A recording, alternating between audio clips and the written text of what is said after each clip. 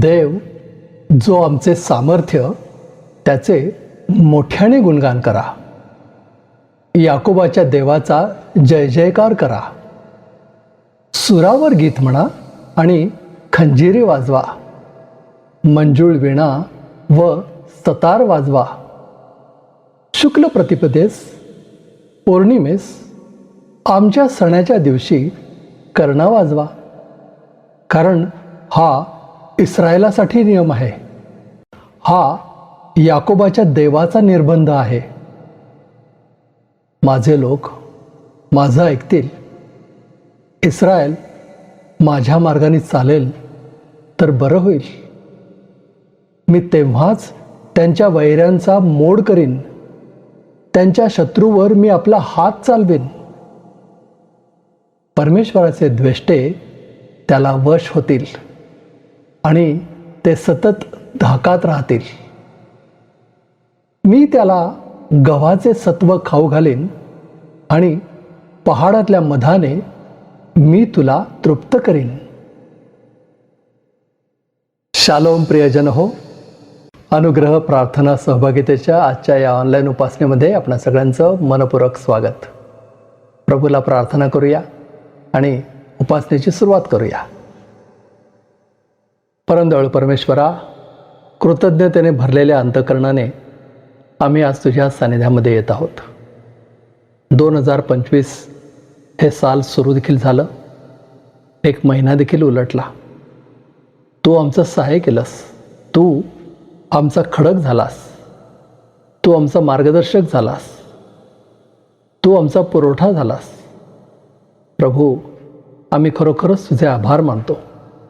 आता हा नवीन महिना आम्ही सुरू करत असताना स्वतःला तुझ्या स्वाधीन करतो. तुला विनंती करतो की हा महिना आणि येणारं वर्ष आम्हा सर्वांसाठी आशीर्वादाचं होऊ दे.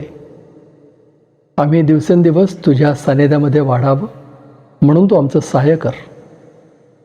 प्रभू, आज आम्ही उपासना करण्यासाठी एकत्र आलेलो असताना आम्हाला तुझ्या सानिध्याचा अनुभव येऊ दे. तू आमच्याशी बोलत आहेस हे आम्हाला जाणवू दे. आणि ज्यावेळेस तू बोलतोस तेव्हा ते ऐकण्यासाठी, ते आमच्या आचरणात आणण्यासाठी तू आमचं सहाय्य कर. आम्ही मनापासून खरेपणानं आत्म्याने तुझी उपासना करावी म्हणून तू आमचं सहाय्य कर. आजची सर्व उपासना तू चालव. प्रार्थना येशू आमचा तारणारा त्याच्या नावानं करतो म्हणून तू ऐक. आमेन. चला तर प्रियजन हो, प्रभूची उपकार स्तुती करूया काही स्तुतिगीतांनी. आज सौदी अरेबियाहून अबनेर काही गीतं घेऊन आपल्यामध्ये उपस्थित आहे. त्याच्याबरोबर आपल्याला परिचित असलेल्या गीतांनी आपण प्रभूची स्तुती करूया.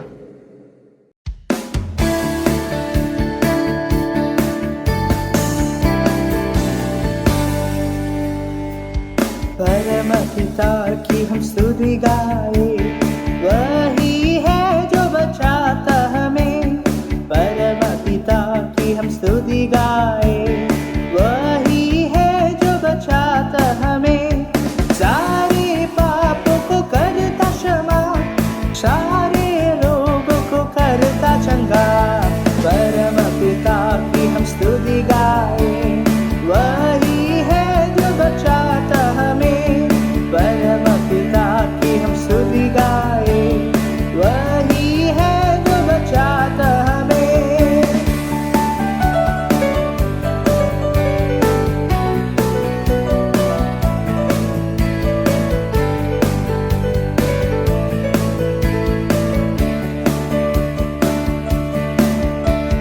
धन्यवाद दे उसके आसनों में, आनंद से आई उसके चरणों में. धन्यवाद दे उसके आसनों में, आनंद से आई उसके चरणों में.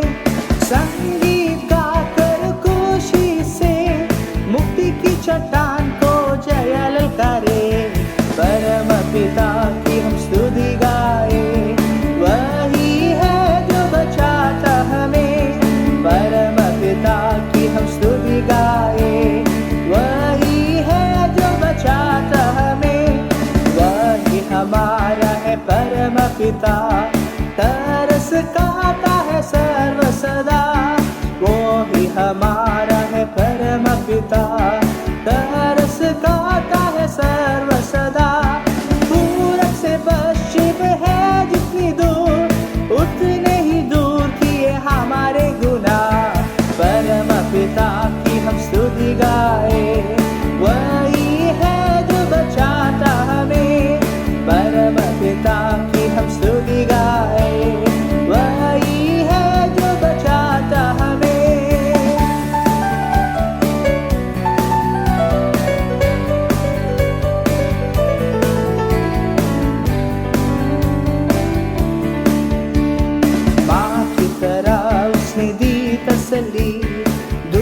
के कदरों में छोड़ा नहीं। माँ की तरह उसने दी तसल्ली, दुनिया के कदरों में छोड़ा नहीं। कालिश दूध कलाम का दिया और भी हमेशा की जिंदगी। परम पिता की हम स्तुति गाए, वही है जो बचाता हमें। परम पिता की हम स्तुति गाए, वही है जो बचाता हमें। चरवाहे की मन ढूंढा उसने, पापों की कील से निकाला हमें। चरवाहे की मन ढूंढा उसने, पापों की कील से निकाला हमें। हमको बचाने को जान अपनी दी, ताकि हाथ में हम उसके रहे। परम पिता की हम स्तुति गाए, वही है जो बचाता हमें। परम पिता की हम स्तुति गाए, वही है जो बचाता हमें। घोंसले को बार बार तोड़कर उसने चाहा किसी के हम उड़ना उससे। घोंसले को बार बार तोड़कर उसने चाहा किसी के हम उड़ना उससे। बारों पर उठाया उका की तरह, ताकि हमको चोट ना लगे। परम पिता की हम स्तुति गाए, वही है जो बचाता हमें। परम पिता की हम स्तुति गाए, वही है जो बचाता हमें। सारे पापों को करता क्षमा, सारे रोगों को करता चंगा। परम पिता की हम स्तुति गाए, वही है जो बचाता हमें। परम पिता की हम स्तुति गाए, वही है जो बचाता हमें।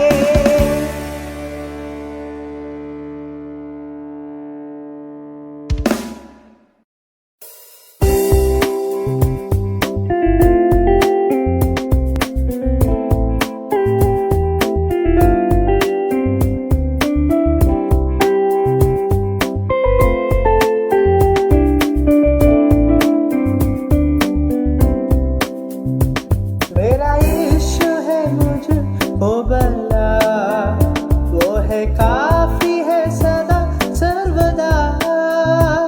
मेरा यीशु है मुझको भला, वो है काफी है सदा सर्वदा। दुख में रोग में हर मुसीबत में मेरे मन वो ही काफी है मुझे। दुख में रोग में हर मुसीबत में मेरे मन वो ही काफी है तुझे।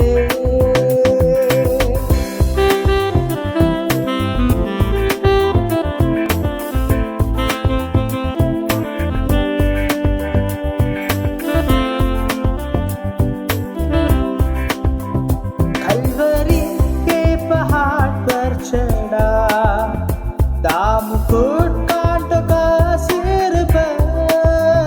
कलवरी के पहाड़ पर चढ़ा, दामुकुट कांटों का सिर पर। मेरी वेदना सब दूर करके मुझे नया जीवन प्रदान कर दिया। मेरी वेदना सब दूर करके मुझे नया जीवन प्रदान कर दिया। वही आदि वही अंत है, दिव्य प्रेम का वही स्रोत है। वही आदि वही अंत है, दिव्य प्रेम का वही स्रोत है। 10,000 में आदि श्रेष्ठ है वो, स्तुति वंदना के योग्य वो। 10,000 में आदि श्रेष्ठ है वो, स्तुति वंदना के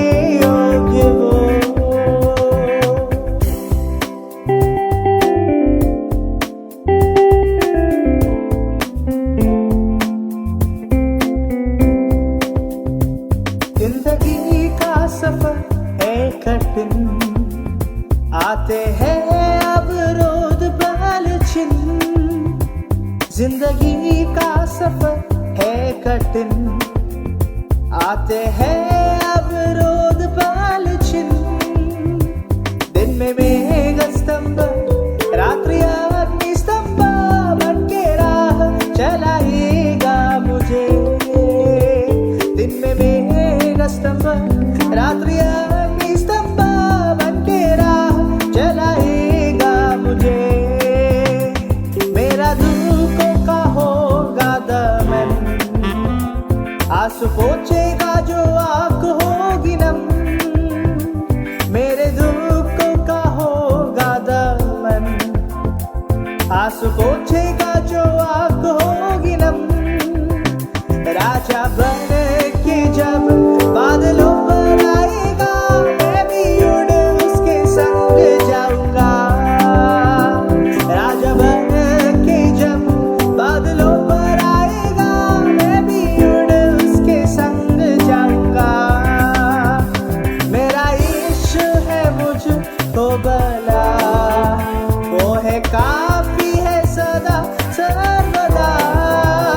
मेरा इश्क है मुझको भला, वो है काफी है सदा सर्वदा।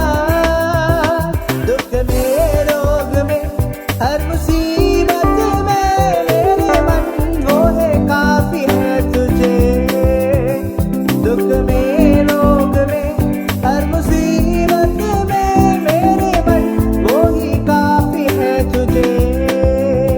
दुख में रोग में हर मुसीबत में, मेरे मन वो ही काफी है तुझे। मेरे मन वो है काफी है तुझे, मेरे मन वही काफी है तुझे।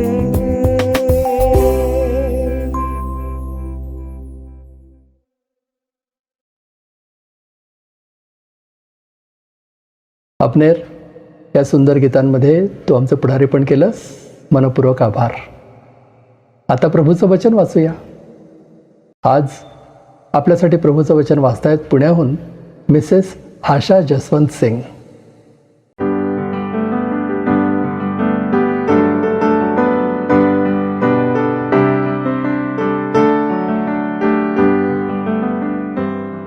जुन्या करारातून अनुवादाचे पुस्तक, त्याचा 10वा अध्याय, वचने 12 ते 22 आपण वाचन करीत आहोत.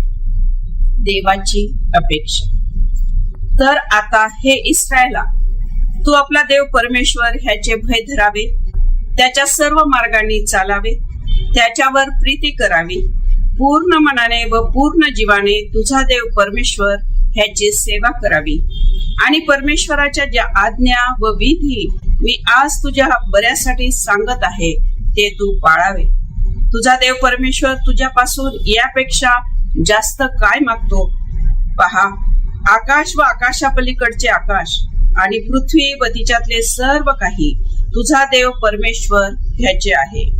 असे असूनही परमेश्वराला तुझे पूर्वज आवडले आणि त्याने त्यांच्यावर प्रीती केली, म्हणून त्याने त्यांच्या मागे त्यांच्या संतानाला म्हणजे तुम्हाला सर्व राष्ट्रातून आजच्या प्रमाणे निवडून घेतले.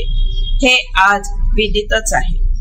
म्हणून तुम्ही आपल्या अंतःकरणाची सुंता करा आणि यापुढे ताठ मानेचे राहू नका, कारण तुझा देव परमेश्वर हा देवाधिदेव, प्रभूंचा प्रभू, महान, पराक्रमी व भययोग्य देव असून तो कोणाचा पक्षपात करीत नाही किंवा लाज घेत नाही. तो अनाथ व विधवा यांचा न्याय करीतो आणि परदेशियांवर प्रीती करून त्याला अन्न वस्त्र पुरवितो. तुम्ही परदेशियांवर प्रीती करावी, कारण तुम्ही सुद्धा मिसर देशात परदेशीय होता. आपला देव परमेश्वर ह्याचे भय बाळग, त्याची सेवा कर, त्याला धरून राहा आणि त्याच्याच नावाने शपथ वहा. तो तुला स्तुतीचा विषय आहे. तो तुझा देव आहे आणि ही जी महान व भयानक कृत्ये त्याने तुझ्यासाठी केली ती तू डोळ्यांनी पाहिली आहे. तुझे पूर्वज मिसर देशात गेले तेव्हा ते 70 जण होते, पण आता तुझा देव परमेश्वर ह्याने तुझी संख्या आकाशातील ताऱ्यांप्रमाणे बहुगुणित केली आहे. देवबाप वाचलेले पवित्र वचन आपणासाठी आशीर्वादाचे करो. त्याच्या नावाला मान महिमा गौरव आता आणि सर्व काळ असो. आमेन.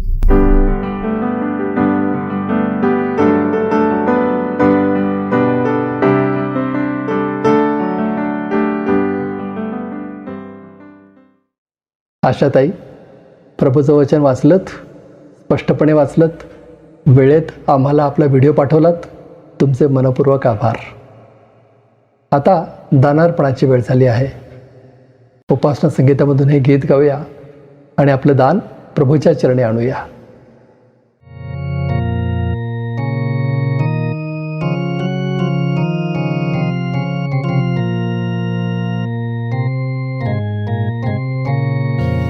आपण उपासना संगीतामधून 150 क्रमांकाचं गीत गाऊया. विमल आत्मा ओती देवा. आणि हे गीत गात असताना आपण आपलं दान परमेश्वराला अर्पण करूया. अनुग्रह प्रेयर फेलोशिपच्या सेवेसाठी जर आपण दान देऊ इच्छिता तर जरूर आपलं दान आम्हाला पाठवा. विमल आत्मा होती देवा, ख्रिस्ता करिता. विमल आत्मा होती देवा, ख्रिस्ता करिता.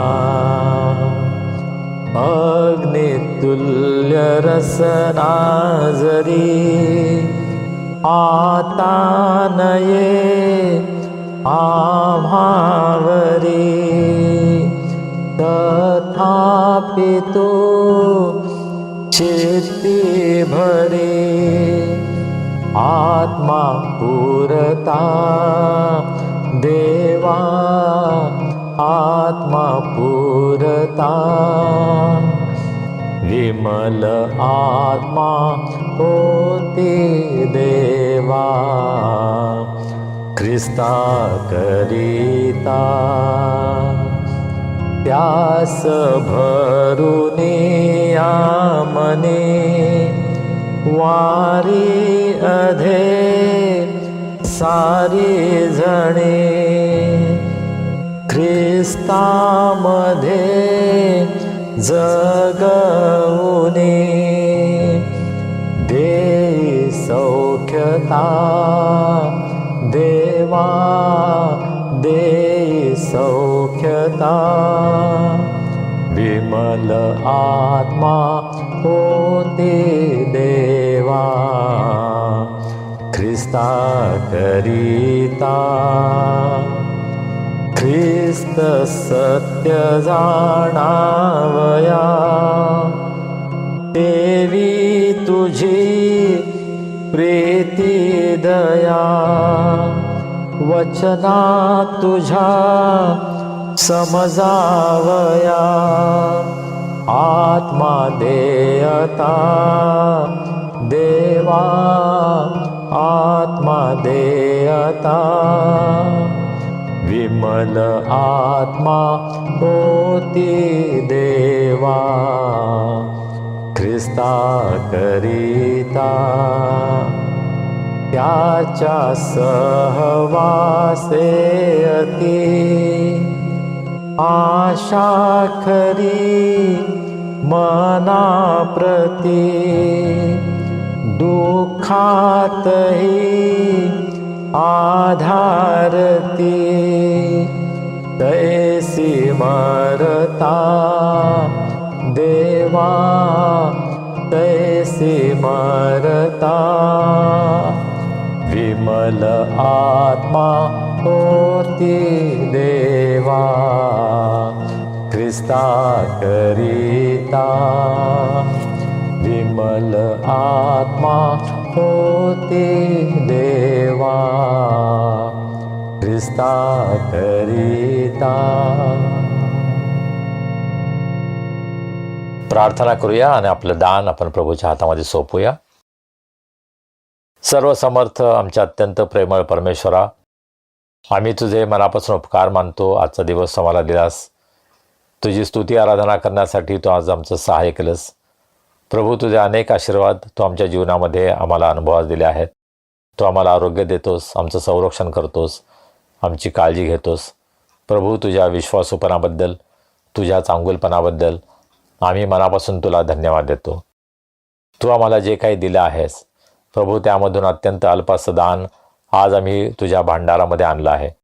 प्रभू, या दानाचा तू स्वीकार कर, हे दान आशीर्वादित कर. या दानाचा उपयोग सुवार्ता प्रसारासाठी, आमच्या आध्यात्मिक वाढीसाठी, गोरगरीब गरजवंत यांच्या गरजा पूर्ण होण्यासाठी होऊ दे, अशी आम्ही तुला विनंती करतो. प्रभू, आम्ही सर्वजण स्वतःला तुझ्या हातामध्ये सोपवतो. आमचं जीवन तुझ्या साक्षीसाठी, तुझ्या सुवार्तेसाठी उपयोगात येऊ दे, अशी आम्ही तुला विनंती करतो. तुझं वचन आम्ही ऐकणार आहोत प्रभू. त्या वचनाचा उलगडा तुझ्या पवित्र आत्म्याच्या द्वारे तू आम्हाला कर. तुझं सत्य आम्हाला प्रगट कर. तुझ्या सत्यामध्ये चालण्यास, तुझ्या आज्ञा पाळण्यास आम्हा सर्वांना तुझी कृपा तू पुरव. प्रभू, आम्ही सर्वजण स्वतःला तुझ्या हातामध्ये सोपवतो. तू आम्हाला चालव. तारणारा प्रभू येशू ख्रिस्त याच्या नावाने आम्ही प्रार्थना करतो म्हणून तो ऐक. आमेन. आता वेळ झाली आहे प्रभूचा संदेश ऐकण्याची. आपल्या सगळ्यांचे आवडते देवाचे सेवक रेव्हरंड संजय डेव्हिड गायकवाड प्रभूचा संदेश आपल्यापर्यंत आणतायत.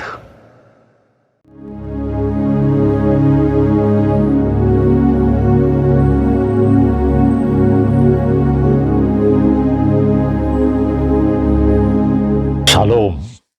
कसे आहात आपण सर्व? मागच्या रविवारची भक्ती आपल्यासाठी आशीर्वादाची झाली आहे असा माझा विश्वास आहे. मागच्या रविवारी 26 जानेवारी म्हणजे भारताचा प्रजासत्ताक दिन आम्ही साजरा केला. काही मंडळ्या आणि काही संस्था 26 जानेवारी 15 ऑगस्ट या दिवशी सुट्टी असते म्हणून वेगवेगळे कार्यक्रम आयोजित करतात. आपण जर आपल्या मंडळीमध्ये, आपल्या गावामध्ये 26 जानेवारी हा दिवस प्रजासत्ताक दिन म्हणून साजरा केला असेल आणि विशेषतः आपल्या राष्ट्रासाठी आपण काही विशेष केलं असेल तर जरूर आम्हाला कळवा. काही वेळेस काही मंडळ्या रक्तदान शिबिर आयोजित करतात. काही जण आरोग्य तपासणीचे कॅम्प्स भरवतात. अशा गोष्टी जर आपल्या मंडळीतर्फे आपण जर केल्या असतील तर जरूर आम्हाला कळवा आणि इतरांना उत्तेजन देण्यासाठी त्याविषयी आपण इतरांना सांगूया. माझ्या मनामध्ये एक प्रश्न आहे की राष्ट्रासाठी आम्ही किती प्रार्थना करतो? हा दिवस सुट्टीचा आहे म्हणून आपण त्याचा फार चांगल्या प्रकारे उपयोग करतो. आपण भक्ती करतो, आराधना करतो आणि पुष्कळदा वेगवेगळे कार्यक्रम आयोजित केले जातात. परंतु आपल्या राष्ट्राविषयी, आपल्या देशाविषयी, आपल्या देशासंबंधी जे प्रश्न आहेत, समस्या आहेत, त्यांच्यावर विचार करून, चर्चा करून आणि आपल्या देशासाठी प्रार्थना करण्यामध्ये आम्ही किती वेळ घालवतो हा मोठा प्रश्न नाही का? कधी कधी आम्ही इतके आध्यात्मिक होऊन जातो की आम्ही ज्या ठिकाणी राहतो, ज्या देशात राहतो, त्या देशासंबंधी सुद्धा आमचं काही कर्तव्य आहे हे आम्ही विसरून जातो. अर्थात आम्ही हे सांगू शकतो की दर रविवारी आमच्या भक्तीमध्ये आम्ही आपल्या देशासाठी प्रार्थना करतो. परंतु एक मध्यस्थीची प्रार्थना सोडली तर त्याशिवाय आमच्या देशासाठी आमचं योगदान काय आहे याचाही विचार आपण करायला हवा. 26 जानेवारीला वेगवेगळे कार्यक्रम आम्ही आयोजित करतो, परंतु फक्त प्रार्थना करण्यासाठी, देशासाठी प्रार्थना करण्यासाठी आम्ही काही विशेष प्रयत्न करतो का हा सुद्धा प्रश्न आपण स्वतःला विचारायला हवा. माझा विश्वास आहे की ज्यावेळेस इलेक्शन असतं, निवडणूक असते, त्यावेळेस अनेक लोक, अनेक मंडळ्या ही निवडणूक योग्य रीतीने पार पडावी, चांगले लोक निवडून यावेत यासाठी आपण प्रार्थना करतो आणि ही फार चांगली गोष्ट आहे. परंतु निवडणुका एकदा संपल्या की आमच्या प्रार्थनासुद्धा थांबतात का, की आम्ही प्रार्थना करतच राहतो? होय, कदाचित आमच्या मनाविरुद्ध एखादं सरकार आलं असेल तरीसुद्धा देवाची आज्ञा आम्हाला काय आहे की आमच्या पुढाऱ्यांसाठी आम्ही प्रार्थना करावी. आणि मला असं वाटतं की ती आमची जबाबदारी आहे. आमच्या देशामध्ये शांती असावी, सुबत्ता असावी, आमच्या देशाची प्रगती व्हावी, बंधुभाव असावा, यासाठी मला असं वाटतं आपण नियमित प्रार्थना करण्याची गरज आहे. मी एका नॅशनल ग्रुपमध्ये आहे, राष्ट्रीय स्तरावर एक ग्रुप निर्माण करण्यात आलेला आहे, इव्हँजेलिकल फेलोशिप ऑफ इंडिया या संस्थेच्या पुढारीपणाखाली. आणि त्यामध्ये देशातील अत्यंत महत्त्वाचे मोठे नेते आहेत. आणि त्या ठिकाणी आम्ही ही चर्चा करत आहोत की आज आमच्या देशामध्ये अनेक ख्रिस्ती मंडळांवर हल्ले होत आहेत, पालकांवर हल्ले होत आहेत, त्यांचा छळ करण्यात येतो, त्यांना तुरुंगामध्ये डांबण्यात येतं.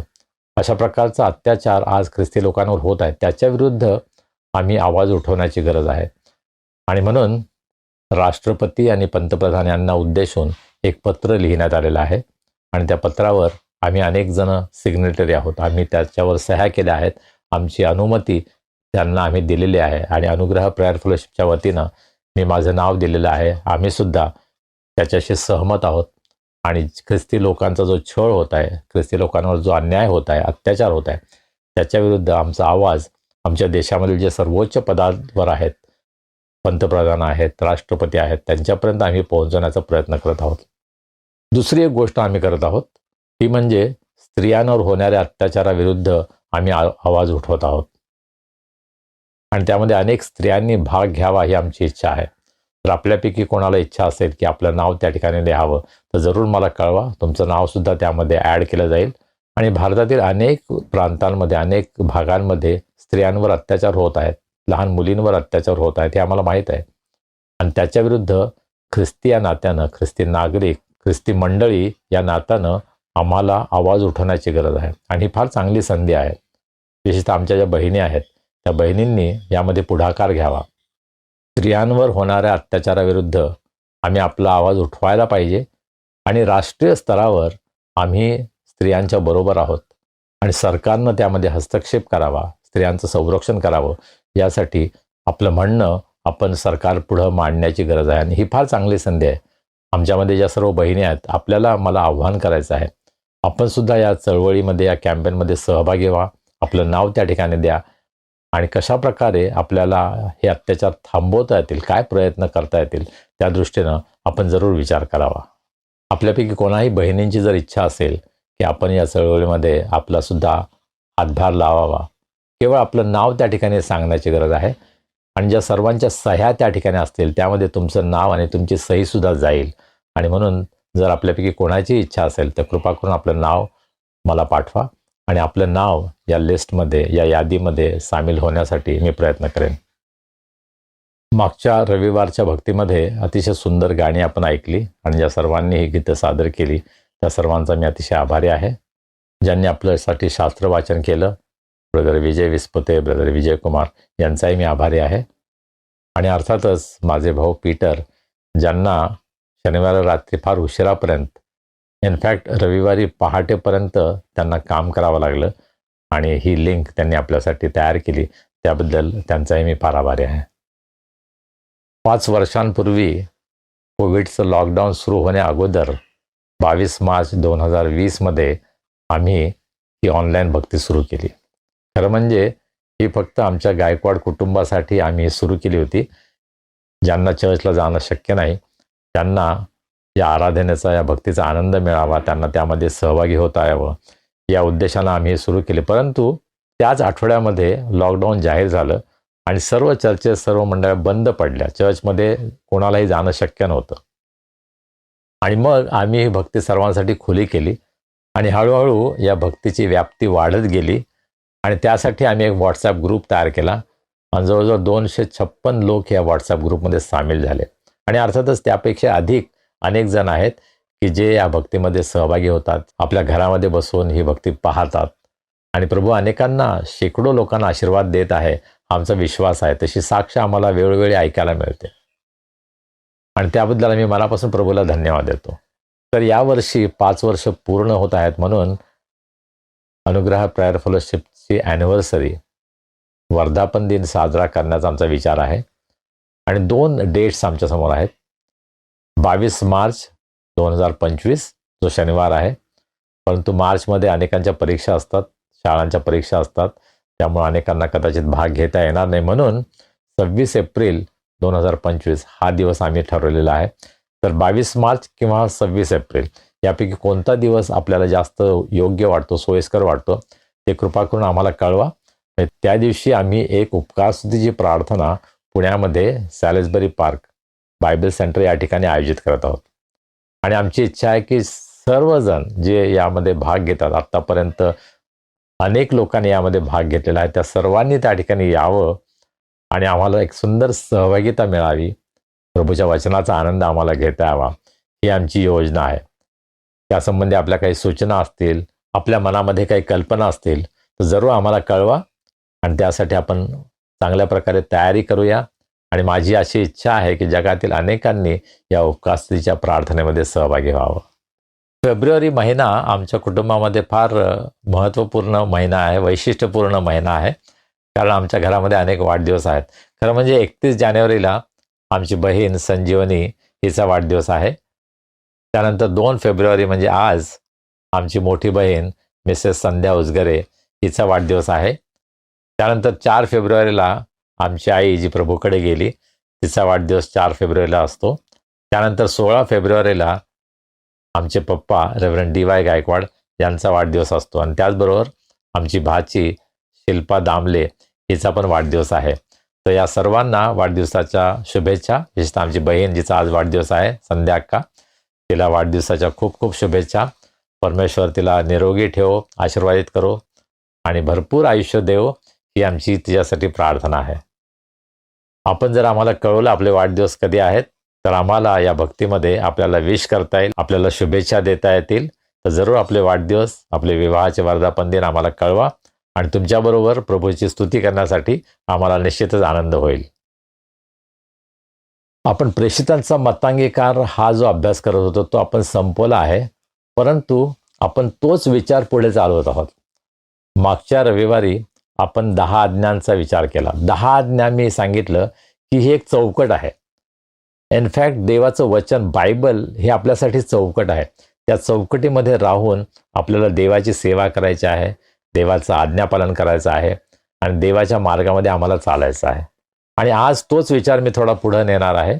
मागच्या रविवारी आपण निर्गमाच्या पुस्तकामधून 10 आज्ञेचा विचार केला आणि आज आपण अनुवादाच्या पुस्तकामधून आज्ञा पालनासंबंधी परमेश्वर काय सांगतो याचा विचार करणार आहोत. आणि अर्थातच आम्हाला आता एका नवीन विषयाला, नवीन पुस्तकाला सुरुवात करायची आहे. त्यासंबंधी आपल्या काही सूचना असतील तर कृपा करून आम्हाला कळवा. कोणत्या पुस्तकावर आपण अभ्यास करावा असं आपलं मत आहे, आपली इच्छा आहे, ते जरूर आम्हाला कळवा. आणि प्रभू काय दाखवतो, प्रभूची इच्छा काय आहे, आम्ही कशाचा अभ्यास करावा, त्याप्रमाणे अर्थातच आम्ही हा अभ्यास कदाचित पुढच्या आठवड्यापासून सुरू करणार आहोत. आणि हे कृपा करून आपल्या लक्षात ठेवा, प्रार्थना करा आणि आपल्या सूचना जरूर आम्हाला पाठवा. आजच्या मननासाठी जो शास्त्रभाग आहे तो आपल्यासाठी मिसेस आशा जसवंत सिंग ज्या पुण्यामध्ये असतात आणि आपल्या भक्तीमध्ये ते आणि त्यांचे मिस्टर जसवंत सिंग हे नियमित सहभागी होतात.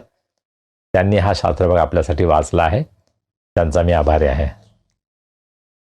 इंग्रजीमध्ये डॅनियल प्रणय पंडित जो कॅनडामध्ये आपल्या आईवडिलांबरोबर असतो, त्यानं आपल्यासाठी शास्त्रभाग वाचलेला आहे आणि या कुटुंबाचे सुद्धा आम्ही मनापासून आभार मानतो. ते नेहमीच भाग घेण्यासाठी तयार असतात, आपल्यासाठी प्रार्थना करतात. त्याबद्दल या कुटुंबाचे सुद्धा मी अतिशय आभारी आहे. अनुवादाचं पुस्तक 10वा अध्याय 12 वचनापासून पुढे आपण वाचूया. तर आता हे इस्रायला, तू आपला देव परमेश्वर याचं भय धरावं, त्याच्या सर्व मार्गांनी चालावं, त्याच्यावर प्रीती करावी, पूर्ण मनाने व पूर्ण जीवाने तुझा देव परमेश्वर याची सेवा करावी आणि परमेश्वराच्या ज्या आज्ञा व विधी मी आज तुझ्या बऱ्यासाठी सांगत आहे ते तू पाळावे. तुझा देव परमेश्वर तुझ्यापासून यापेक्षा जास्त काय मागतो. इंग्रजी बायबलमध्ये अशा प्रकारे लिहिलं आहे, ड्यूट्रॉनॉमी 10:12, and now Israel, what does the Lord your God ask of you. What does the Lord your God ask of you. अशा प्रकारची सुरुवात इंग्रजीमध्ये आहे.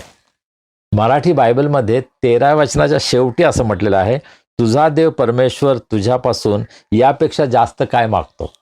मराठीमध्ये हा क्रम बदललेला आहे, परंतु 12व्या वचनाची सुरुवात काय आहे, तर आता हे इस्रायला. तर आता म्हणजे काय, म्हणजे आत्तापर्यंत जे घडलेलं आहे म्हणून हे इस्रायला. 10व्या अध्यायाचं शीर्षक आपण काय पाहतो, कराराच्या नव्या पाट्या. पहा, मोशे 40 दिवस आणि 40 रात्र डोंगरावर होता आणि त्या ठिकाणी परमेश्वराने त्याला दर्शन दिलं आणि परमेश्वरानं इस्रायल लोकांसाठी 10 आज्ञा असलेल्या 2 पाट्या त्याच्या हातामध्ये दिल्या. परंतु काय झालं, जेव्हा तो खाली आला, डोंगरावरून खाली उतरला, तेव्हा त्याने काय पाहिलं, इस्रायल लोक पाप करत आहेत, मूर्तीपूजा करत आहेत. त्यांनी स्वतःसाठी वासरू बनवलेलं आहे, वासराला ते नमन करत आहेत, त्याची पूजा करत आहेत, मूर्तीपूजा करत आहेत. आणि हे भयंकर दृश्य पाहिल्यानंतर मोशे अतिशय रागावला. त्याने त्या दोन्ही पाट्या फोडून टाकल्या. हा अत्यंत पवित्र गोष्ट परमेश्वरानं मोशेच्या हातामध्ये दिली होती. परंतु ज्यावेळेस तो डोंगरावरून खाली आला त्यावेळेस त्याने काय पाहिलं? इस्रायल लोक आज्ञाभंगामध्ये आहेत. देवाचं आज्ञापालन ते करत नाहीत. आणि मोशेला प्रचंड दुःख झालं आणि राग आला आणि त्या रागामध्ये त्याने त्या दोन्ही पाट्या फोडून टाकल्या. किती भयंकर गोष्ट आहे ना. मानव किती पापी आहे नाही का. देवाविरुद्ध नेहमी बंड करतो. देव उत्तम ते त्यांच्यासाठी तयार करत होता, परंतु त्यांनी देवाविरुद्ध बंड केलं, देवाच्या आज्ञा मोडल्या. खरं म्हणजे त्याच वेळेला देव सर्व इस्रायल लोकांचा नाश करणार होता. त्यांना तो भस्म करणार होता. परंतु पुन्हा मोशेने त्यांच्यासाठी मध्यस्थी केली.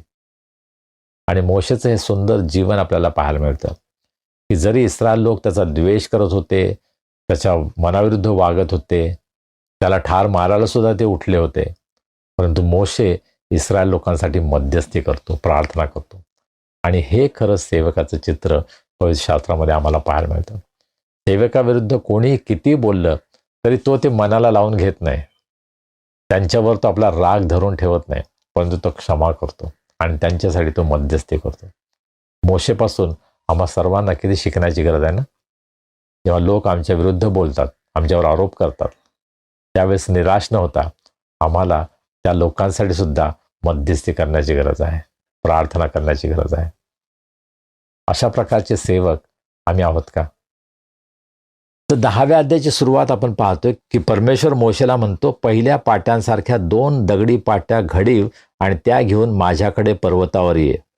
मग तू फोडून टाकलेल्या पहिल्या पाट्यांवर जी वचने होती ती मी त्या पाट्यांवर लिहीन.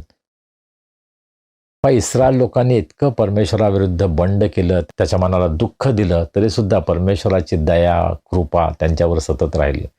देवानं त्यांच्यासाठी नवीन पाट्या तयार केल्या. तर अशा प्रकारे नव्या पाट्या देण्याचं परमेश्वराने ठरवलं. त्यानंतर मोशे इस्रायल लोकांशी आता काय बोलत आहे? तुझा देव परमेश्वर तुझ्यापासून यापेक्षा काय जास्त मागतो? परमेश्वराच्या ज्या अपेक्षा आहेत त्या अगदी साध्या आहेत, मूलभूत आहेत, परंतु अगदी स्पष्ट आहेत. आणि त्या अपेक्षा काय आहेत, परमेश्वर आमच्याकडून काय अपेक्षा करतो, त्या पाहण्याचा आज आपण प्रयत्न करणार आहोत. आणि आपल्यासाठी अनुवादाचं पुस्तक याचा 10वा अध्याय 12 ते 22 ही वचनं वाचण्यात आली. तरीसुद्धा मला माझ्या अनुभवावरून असं वाटतं की कदाचित आज आपण 2च वचनांचा अभ्यास करू आणि उर्वरित वचनं आपण पुढच्या वेळेस त्याचा अभ्यास करू. परमेश्वर इस्रायलाला म्हणतो की तुझ्यापासून मी काय मागतो, आणि मग 5 गोष्टीचं सांगतो. तर आता हे इस्रायला, पहिली गोष्ट, तू आपला देव परमेश्वर याचं भय धरावं. सर्वात पहिली गोष्ट परमेश्वर काय सांगत आहे?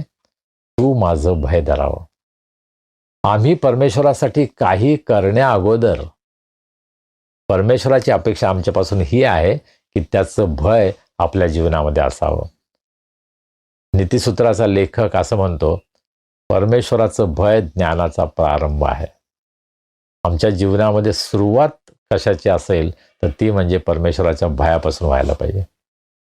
आम्ही काय काय करतो आणि कसं करतो यापेक्षाही आमची प्रवृत्ती काय आहे, आमची मनोवृत्ती काय आहे हे महत्त्वाचं आहे.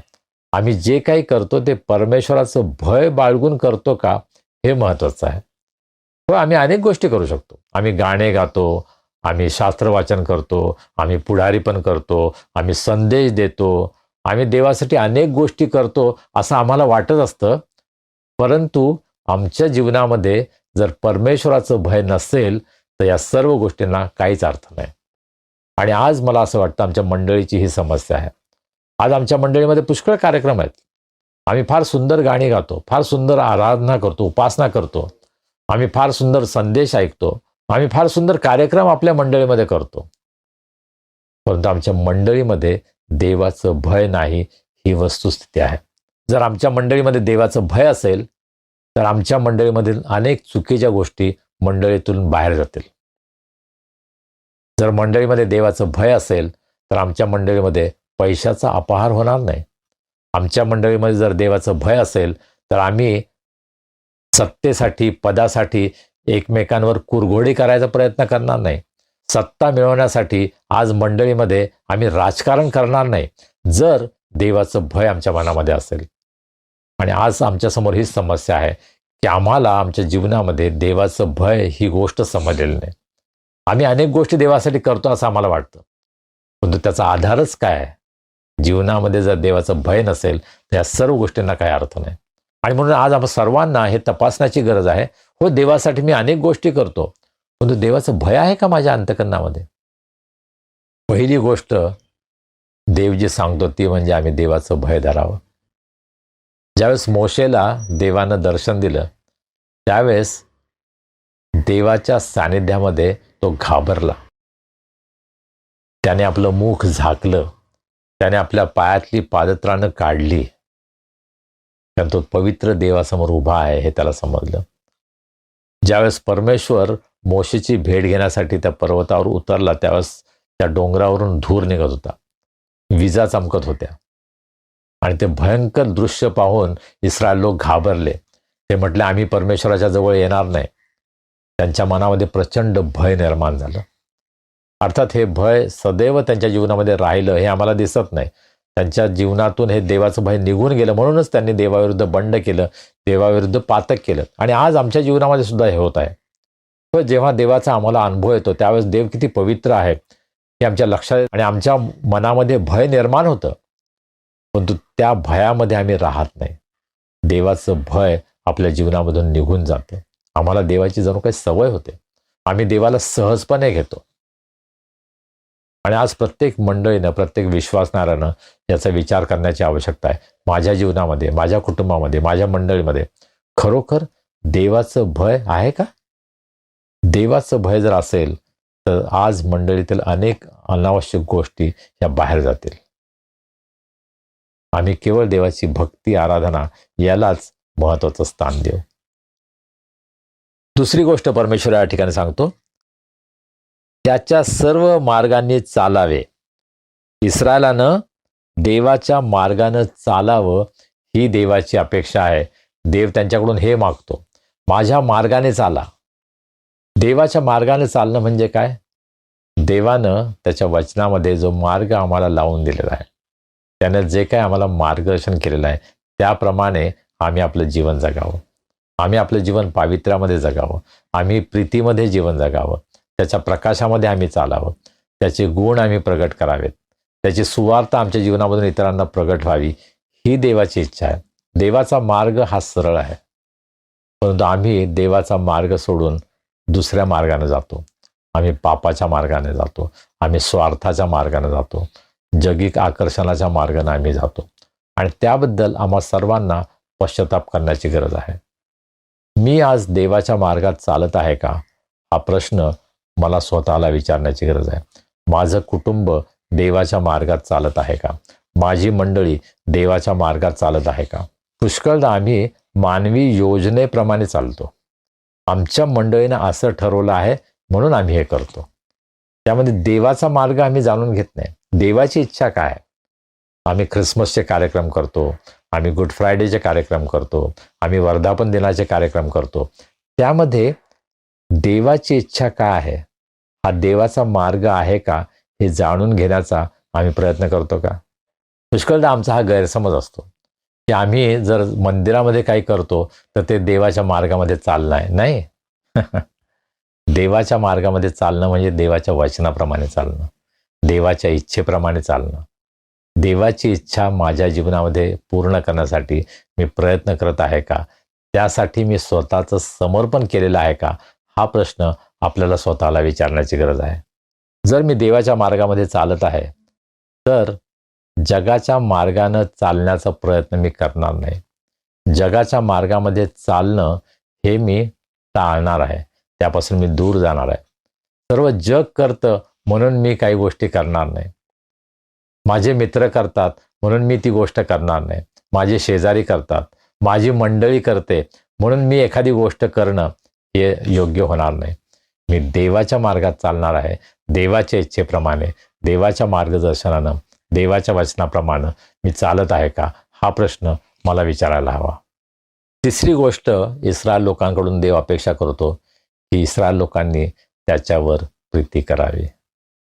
पहा, प्रीती आम्हाला कोणापासून शिकायला मिळते? देवापासूनच. देव प्रीती आहे. आणि ज्यावेळेस आम्ही देवाला ओळखतो, ज्यावेळेस देवाला आम्ही समर्पित असतो, त्यावेळेस प्रीती कशी करायची हे आम्हाला समजते. जेव्हा देव आम्हाला सांगतो की आम्ही देवावर प्रीती करावी, त्याचा अर्थ काय आहे? त्याचा अर्थ की आम्ही पूर्णपणे त्याला समर्पित असावं. त्याला ज्यामध्ये आनंद मिळेल ती गोष्ट आम्ही करावी. त्याला ज्यामध्ये गौरव मिळेल अशाच गोष्टीच्या मागे आम्ही लागावं. प्रीती ही केवळ शब्दांनी होत नाही. प्रीती ही आमच्या कृतीमध्ये असली पाहिजे.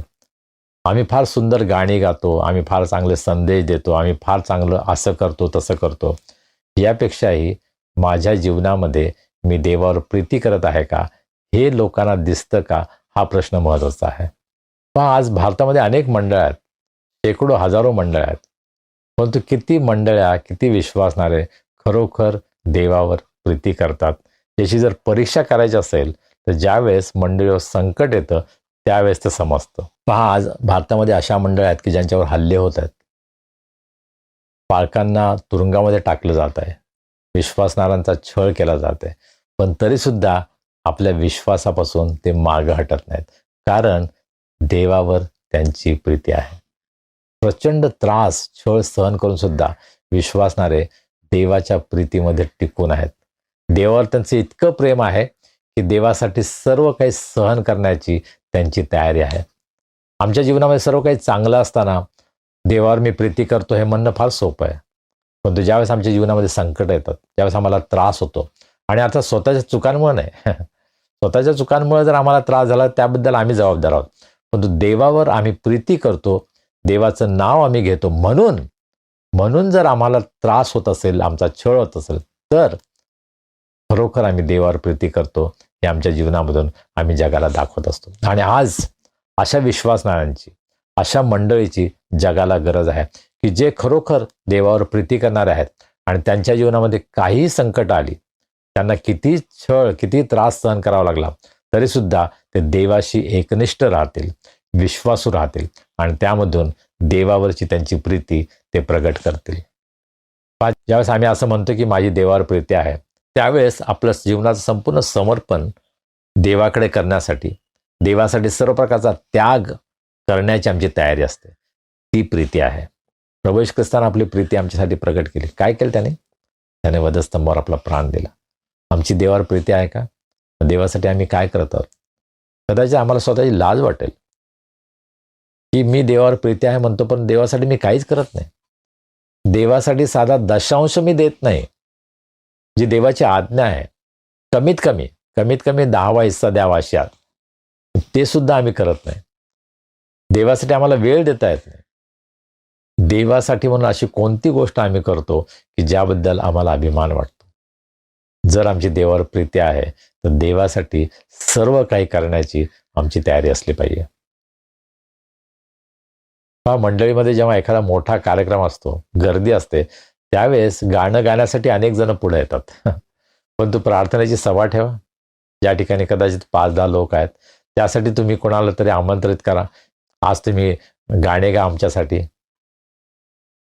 त्यासाठी कोणी तयार होत नाही, कारण गर्दी नाही ना, कोणी आम्हाला पाहत नाही, मग आम्ही कसं काय गायचं? कारण आम्ही देवासाठी गातच नाही, आम्ही गर्दीसाठी गात असतो, आम्ही लोकांना खुश करण्यासाठी गात असतो.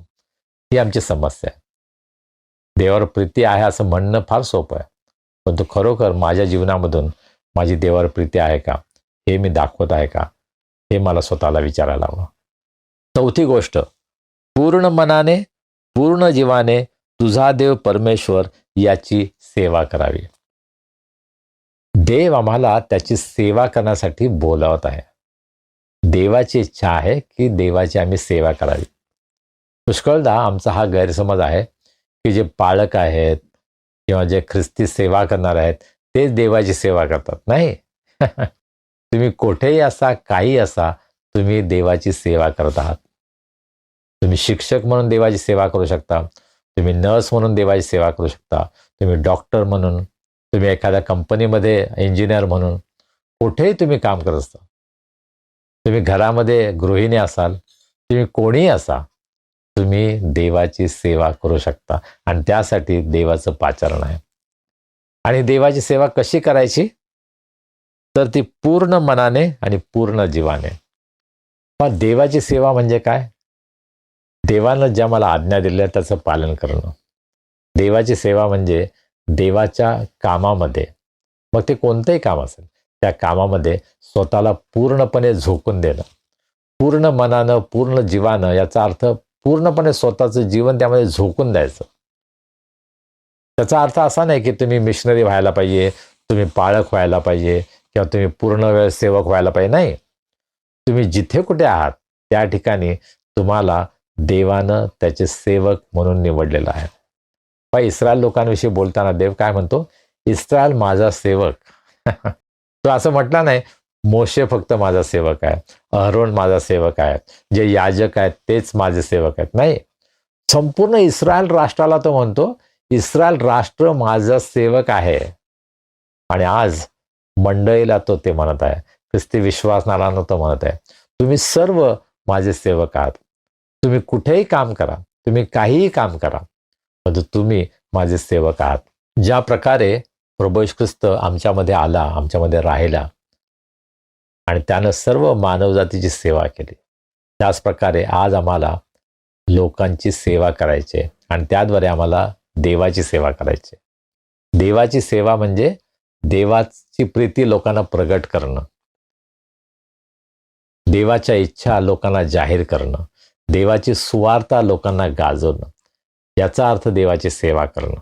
फक्त काही विशिष्ट गोष्टी करणं म्हणजे देवाची सेवा नाही. पुष्कळदा आमचा हा गैरसमज आहे.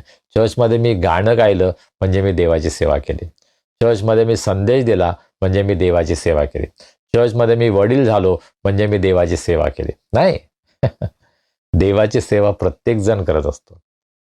त्याचं स्वरूप वेगवेगळं असेल, त्याचं मंडळीमधील स्थान वेगवेगळं असेल, पण आम्ही सर्व देवाची सेवा करत असतो. ज्यावेळेस आम्ही प्रभूची आराधना करतो त्यावेळेस आम्ही देवाची सेवा करत असतो. ज्यावेळेस आम्ही आमच्या शेजाऱ्यांना येशू ख्रिस्ताविषयी सांगतो त्यावेळेस आम्ही देवाची सेवा करत असतो. ज्यावेळेस मी माझं काम चांगल्या रीतीनं करतो, ज्या ठिकाणी मी कामाला आहे, विश्वासूपणे जेव्हा मी माझं काम करतो त्यावेळेस मी देवाची सेवा करत असतो. आणि देवानं मला ती सेवा दिलेली आहे. मी आज देवाची सेवा करत आहे का?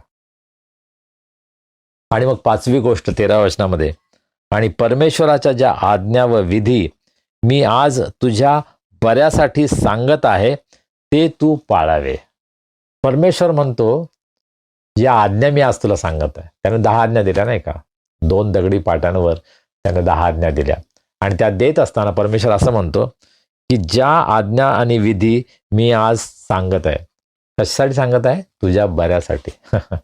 परमेश्वर आम्हाला ज्या आज्ञा देतो ना त्याच्यामधून त्याचं काय भलं होणार नाही, उलट आमचंच कल्याण आहे, त्यामध्ये आमचंच चांगलं आहे. परमेश्वराची इच्छा आहे की आमचं बरं व्हावं, परमेश्वराची इच्छा आहे की आमचं चांगलं व्हावं, आणि म्हणून तो आम्हाला त्या आज्ञा देतो. मागच्या वेळेस मी तुम्हाला सांगितलं की परमेश्वराने एक चौकट दिलेली आहे, त्याच्या आज्ञांची चौकट, आणि त्या चौकटीमध्ये जोपर्यंत आम्ही आहोत तोपर्यंत आम्ही सुरक्षित आहोत. परमेश्वराच्या आशीर्वादांचा अनुभव आम्हाला तेव्हा येतो जेव्हा आम्ही परमेश्वरानं दिलेल्या आज्ञांच्या चौकटीमध्ये जीवन जगतो. आणि आज संपूर्ण जगामध्ये अनेक विश्वासणाऱ्यांची साक्ष आहे की परमेश्वराच्या मार्गामध्ये ते चालतात, परमेश्वराच्या आज्ञा ते पाळतात, म्हणून त्यांचं जीवन सुरक्षित आहे, आशीर्वादित आहे. त्याचा अर्थ असा नाही की आमच्या जीवनामध्ये समस्या येणार नाही. आज विश्वासणाऱ्यांवर हल्ले होत आहेत, विश्वासणाऱ्यांचा छळ होत आहे, तरीसुद्धा परमेश्वराच्या नावामध्ये ते सुरक्षित आहेत. परमेश्वराचा हात त्यांच्या जीवनामध्ये सदैव आहे. आमच्या चांगल्यासाठी, आमच्या भल्यासाठी आम्हाला परमेश्वराच्या आज्ञेमध्ये राहणं किती आवश्यक आहे नाही का? पहा, आम्ही मुलांना सांगतो की मुलांनी आईवडिलांच्या आज्ञेमध्ये राहावं. का बरं? कारण त्यांचं चांगलं व्हावं. आम्ही मुलांना सल्ला देतो, आम्ही त्यांना शिकवण देतो, त्याच्या मागे उद्देश काय आहे? की त्यांचं चांगलं व्हावं. आम्ही मुलांना सांगतो अभ्यास करा, त्यामध्ये आमचा फायदा आहे का? नाही. मुलांच्या जीवनामध्ये त्यांचं भवितव्य चांगलं व्हावं यासाठी आम्ही सांगतो की तुम्ही अभ्यास करा. ज्यावेळेस तुम्ही विद्यार्थी आहात त्यावेळेस तुम्ही अभ्यास करायला पाहिजे. त्यानंतर तुम्हाला अनेक संधी मिळतील की ज्यावेळेस तुम्ही अनेक गोष्टीचा आनंद तुम्ही घेऊ शकाल. तुम्ही पिकनिकला जाऊ शकाल, तुम्हाला आपले अनेक छंद जोपासता येतील, अनेक कलांमध्ये तुम्हाला पुढे जाता येतील. पण ज्यावेळेस तुम्ही विद्यार्थी आहात त्यावेळेस तुम्हाला अभ्यास करणं आवश्यक आहे. आणि त्याच प्रकारे देव आमच्याकडून अपेक्षा करतो की आम्ही त्याचे विद्यार्थी आहोत, आम्ही त्याचे अनुयायी आहोत, आम्ही त्याचे शिष्य आहोत. आणि म्हणून आम्हाला देवाच्या आज्ञेमध्ये राहण्याची गरज आहे. इंग्रजीमध्ये डिसायपल आणि डिसिप्लिन हे जे 2 शब्द आहेत त्याचा मूळ शब्द एकच आहे. त्या मूळ शब्दापासून हे दोन्ही शब्द येतात. याचा अर्थ शिष्य म्हणजे जो शिस्तीमध्ये आहे. आणि शिस्त कशामुळे लागते? ज्यावेळेस आम्हाला आज्ञा आणि विधी आहेत. परमेश्वरानं इस्रायल लोकांना बऱ्याच आज्ञा आणि विधी दिले. ते यासाठी दिले नाहीत की त्यांच्यावर काहीतरी बंधनं आणावेत, त्यांच्यावर जोखड ठेवावं यासाठी नाही, परंतु माझ्या आज्ञेमध्ये ते चालतात की नाही, माझ्यावर ते प्रीती करतात की नाही हे पाहण्यासाठी परमेश्वरानं ह्या आज्ञा दिलेल्या आहेत. आज आम्ही नव्या कराराचे लोक आहोत. नव्या करारामध्ये प्रभू येशू ख्रिस्तानं नवीन आज्ञा दिलेली आहे. आणि तो म्हणतोय तुमची एकमेकांवर प्रीती असली म्हणजे लोक ओळखतील की तुम्ही माझे शिष्य आहात. आम्ही एकमेकांवर प्रीती करावी ही देवाची आज्ञा आहे. आणि जेव्हा आम्ही देवाची आज्ञा पाळतो त्यावेळेस आमची साक्ष इतरांसमोर स्पष्ट होते की आम्ही देवाचे लोक आहोत. त्यासाठी आम्हाला सुवार्ता फेरी काढायची सुद्धा गरज पडणार नाही. जर आम्ही देवाची आज्ञा रोज पाळली तर आमच्या जीवनामधून देवाची प्रीती इतरांना प्रगट होईल. वर्षातून एकदा सुवार्ता फेरी काढणं आणि घोषणा देणं हे कदाचित फार सोपं आहे. ही फार चांगली गोष्ट आहे, त्यामध्ये अयोग्य काहीच नाही. परंतु त्यापेक्षाही महत्त्वाचं हे आहे की माझ्या रोजच्या जीवनामध्ये मी देवाचं आज्ञापालन करत आहे का? मी देवावर प्रीती करत आहे का? मी देवाच्या मार्गामध्ये चालत आहे का? देवाचं भय माझ्याकडे आहे का? आज या 5 गोष्टी आपण पाहिल्या. आणि परमेश्वर इस्रायलाला हे म्हणतो, मी यापेक्षा अधिक काय मागतो? आज तुमच्याकडे आणि माझ्याकडं परमेश्वर पाहत आहे आणि आम्हाला तो म्हणत आहे की माझ्या मुला, माझ्या मुली, यापेक्षा अधिक मी तुझ्याकडून काय मागतो? मी परमेश्वराचं भय धरावं, मी परमेश्वराच्या मार्गाने चालावं, मी परमेश्वरावर प्रीती करावी, मी पूर्ण मनाने पूर्ण जीवाने परमेश्वराची सेवा करावी आणि परमेश्वराच्या आज्ञा आणि विधी मी पाळाव्यात. ही अपेक्षा परमेश्वर माझ्याकडून करत आहे. आज त्यासाठी आपलं समर्पण करण्यासाठी आम्ही तयार आहोत का? परमेश्वर आम्हाला त्याची कृपा पुरवो, त्याचं सामर्थ्य देवो, त्याच्या आज्ञा पाळण्यासाठी, त्याच्या मार्गामध्ये चालण्यासाठी परमेश्वर त्याची कृपा आम्हा सर्वांना पुरवो. आमेन. प्रार्थना करूया. सर्व समर्थ जिवंत प्रभू देवा, आम्ही तुझे मनापासून उपकार मानतो. आजचा दिवस आम्हाला दिलास. तुझ्या सानिध्यात तुझ्या पायाजवळ बसून तुझी स्तुती आराधना करण्यासाठी प्रभू तू आज आम्हाला कृपा पुरवलीस, त्याबद्दल आम्ही तुझे उपकार मानतो. प्रभू तुझं पवित्र वचन तू आम्हाला दिलं आहेस. त्या वचनाचं पालन करून तुझ्या भयामध्ये आम्ही राहावं, तुझ्यावर आम्ही प्रीती करावी, तुझ्या मार्गामध्ये आम्ही चालावं, तुझे विधी आणि आज्ञा आम्ही पाळाव्यात. प्रभू यासाठी आम्हा सर्वांचं तू सहाय्य कर. आमच्या कुटुंबावर तुझा आशीर्वाद पाठव, आमच्या मंडळीवर तुझा आशीर्वाद पाठव, आमच्या देशावर तुझा आशीर्वाद पाठव. आणि प्रभू तुझी प्रीती प्रगट करण्यासाठी आम्हा प्रत्येकाच्या जीवनाचा, आमच्या प्रत्येकाच्या कुटुंबाचा, आमच्या मंडळीचा उपयोग तू करून घे, अशी आम्ही तुला विनंती करतो. प्रभू जे वचन आम्ही ऐकलं आहे त्यावर आम्ही अधिक विचार करावा, मनन करावं, त्याचं आज्ञापालन आमच्या जीवनामध्ये आम्ही करावं, यासाठी आम्हा सर्वांचं सहाय्य कर. आमच्यामध्ये जे निराश आहेत, दुःखी आहेत, आजारी आहेत, संकटात आहेत, प्रभू त्यांना आम्ही तुझ्या दासांसमोर उंच करतो. आज तू त्यांची भेट घे, त्यांना स्पर्श कर, त्यांना आरोग्य दे. तुझी कृपा, शांती, तुझा आनंद याचा अनुभव त्यांच्या जीवनामध्ये त्यांना येऊ दे. त्यांचे वाढदिवस आहेत, विवाहाचे वर्धापन दिन आहेत, प्रभू त्यांच्याबद्दल आम्ही तुला धन्यवाद देतो. त्यांचे जीवन तू आशीर्वादित कर. येणाऱ्या दिवसामध्ये प्रभू तुझे अनेक आशीर्वाद त्यांच्या जीवनामध्ये त्यांना अनुभवास येऊ दे आणि त्यांचं जीवन इतरांसाठी आशीर्वादाचं होऊ दे, अशी आम्ही तुला विनंती करतो. येणाऱ्या आठवड्यामध्ये तू आम्हाला सांभाळ, आमचं संरक्षण कर, आमची काळजी घे, आम्हाला आरोग्य दे. तुझ्या मार्गात चालण्यासाठी, तुझी साक्ष देण्यासाठी प्रभू आम्हा सर्वांना तू मदत कर. तारणारा प्रभू येशू ख्रिस्त याच्या नावाने आम्ही प्रार्थना करतो म्हणून तो ऐक. आमेन. प्रभूने शिकवलेली प्रार्थना करूया. हे आमच्या स्वर्गातील पित्या, तुझे नाम पवित्र मानले जाओ, तुझे राज्य येवो, जसे स्वर्गात तसे पृथ्वीवरही. तुझ्या इच्छेप्रमाणे हो. आमची रोजची भाकर आज आम्हाला दे, जसे आम्ही आपल्या अपराधांची क्षमा करतो, तशी तू आम्हाला आमच्या अपराधांची क्षमा कर. आणि आम्हास परीक्षेत नकोस, तर आम्हास वाईटापासून सोडव, कारण की राज्य, सामर्थ्य आणि गौरव ही सर्व काळ तुझीच आहेत. आमेन. आणि आता देव बापाची प्रीती, प्रभू येशू ख्रिस्ताची कृपा, पवित्र आत्म्याची सहभागिता, शांती, आनंद आणि आरोग्य आम्हा सर्वांसह, आमच्या कुटुंबाबरोबर, देवाच्या सर्व लोकांबरोबर आता आणि सदा सर्व काळ असो. आमेन. देवा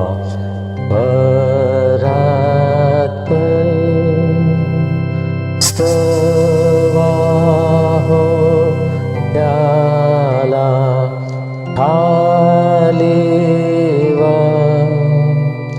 तो बाप पुत्र आत्मा जा त्रेक्याला द्या अनंत